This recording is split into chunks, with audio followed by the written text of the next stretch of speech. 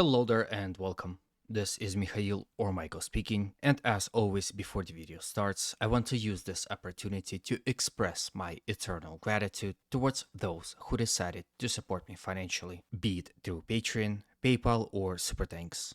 I really appreciate your generosity, so thank you friends and have a blessed day. Now, today's video I will start with the city of Bakhmut, and to be more specific, with its northern flank, where in the last 24 hours, Russian offensive operations had significantly increased in pace, which resulted into a pretty significant territorial changes. Russian offensive in the general direction of settlement of Bogdanivka continues, as Russian forces attacked in the direction of the village itself, as well as to its flank along the rail line and from the settlement of Khromove. As a result of those attacks, they were able to advance along the rail line and capture about this much of it. They also advanced on its flank, capturing those territories in the process. Russian forces did not stop at that and also advanced from the settlement of Khromove up the hill and captured those territories also. As I speak, Russian offensive continues as Russians are continuously fighting in the direction of Bogdanivka, as you can see approaching it from many directions. They are now also getting extremely close to the 00506 road, which has been a primary target when Russians were trying to encircle Bakhmut. However, they were unable to take control over it for a long enough time. I have a video for you from the settlement of Bogdanivka, which depicts Russian artillery shellings of it. Generally speaking, Russian artillery has been very active on both flanks of Bakhmut, the northern one and the southern one.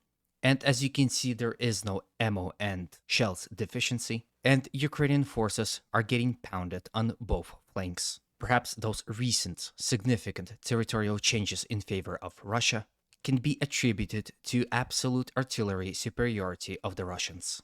On the interesting note, let's also discuss situation around Khromova and this very important road, as news that are coming from this particular portion of the front are most interesting. As you can see, recent territorial change only give Russians this much territory. It is important out of itself, as this portion here not only has trench work system, as you can see depicted here by this satellite imagery, it is also located on the high ground, and with its control, Russians can now safely advance along the road and across the open fields. For example, here on this video, unfortunately I won't be able to show you fully due to YouTube restrictions, but again, you can always either join my Telegram channel where you can see the video raw and without my editing, or you can join my Patreon to see my own video uncensored without ads and support me financially in the process. In any way, all the necessary links would be in the video description below. Anyhow, this video shows two Russian BMPs advancing in the general direction of Ukrainian positions located along this road.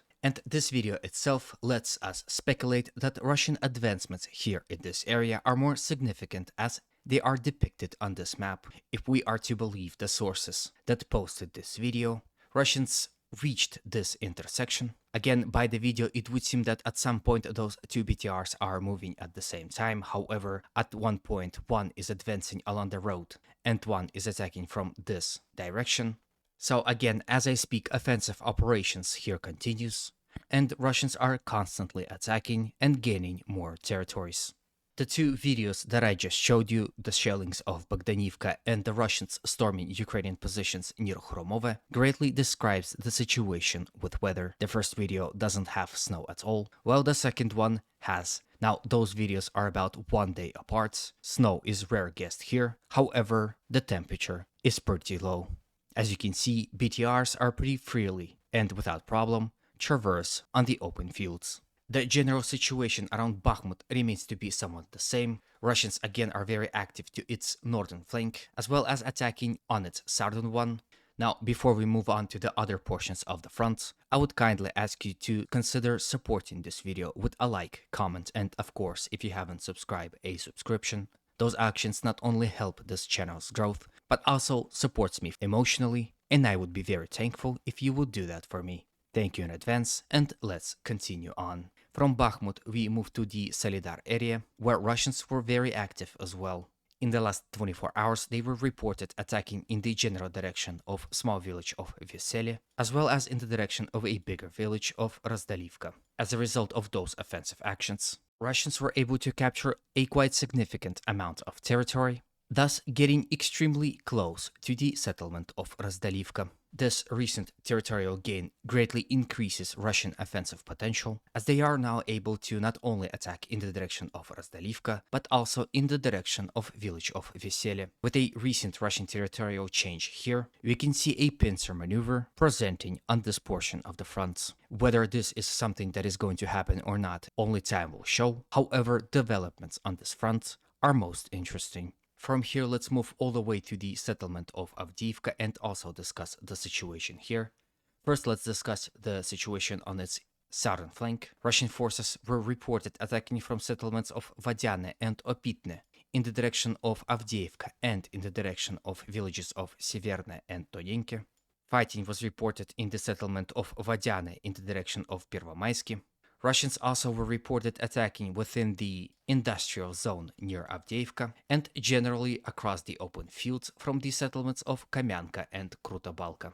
At this point in time, there is no territorial changes to report, but due to the Russian activity, I'm sure they will be reported in the few days. Same could be said about situation on the northern flank, where Russians are advancing in the direction of Nova Kalinova, across this open field in the direction of Nova Bakhmutivka, continue hard fighting within Stepova village, and are attempting to expand their zone of control around waste heap that they have captured in the direction of Avdiivsky coke plant. Here, Ukrainians understand how serious the situation is for them and are continuously counter-attacking Russians in attempt to stop them. For example, they do so within the Stepova village as well as around Avdiivka coke plant, and at this point in time are somewhat successful as Russians were unable to advance here in the last 24 hours. From Avdiivka, let's move all the way to the Zaporizhzhian front, and to be more specific, Orikhiv direction, where as a result of offensive operations, Russians were able to advance from the settlement of Novoprokopivka in the direction of the Ukrainian-controlled village Rabotine. As a result of those successful offensive operations, Russians were able to capture this much territory from the Ukrainian side. In fact, this recent successful Russian counterattack was depicted by a pro-Ukrainian map also. For example, this was the situation of yesterday and this is the situation of today. However, after a few hours, they retracted some of those gains and changed the map to this. What's interesting is that if we go to the place that they changed, we can see the road and the forest line here. This is where a pretty strong defensive position is located. So if Russians have truly been able to advance here and capture this portion of the territory, it will surely allow them to now directly attack in the direction of Rabotine village. Now, this begs a question whether Russians are going to counterattack in attempt to recapture the settlement of Rabotine, or this attack was in attempt to increase Russian defensive capabilities for the time being. Here, I would like you to pause the video and go to the comment section and tell me your opinion. With this, I end today's video. Hopefully it was to your liking and was informative enough. If it was, again, please consider supporting it with any means you consider necessary. I will be very thankful for that. As always, humanity calls me to condemn all violence against human beings. Have a good day and always remember, Russia will be free and great.